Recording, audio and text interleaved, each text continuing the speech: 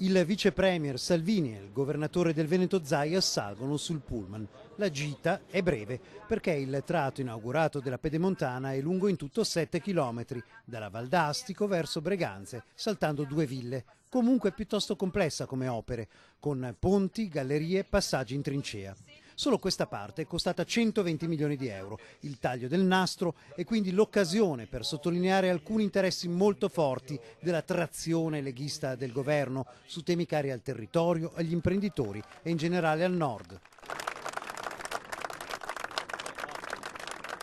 Salvini se ne sta andando, l'inaugurazione è stata conclusa, una lunga inaugurazione perché il significato politico di questi pochi chilometri invece è fortissimo, diciamo inversamente proporzionale al tratto aperto e quindi la Pedemontana veneta si è tolta, possiamo dire, gli occhiali da sole, è diventata pratica, è un nastro d'asfalto ma soprattutto è anche una sfida sulle grandi opere. Per questo, dal palco, poco prima il vice premier non le aveva mandate a dire, ma era stato piuttosto chiaro.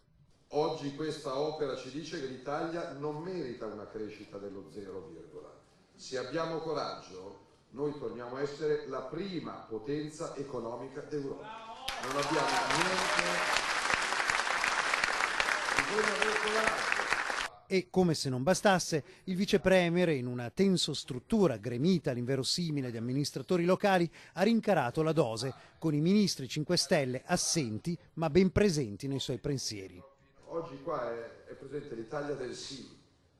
I ministri sono pagati per risolvere problemi, non per creare problemi.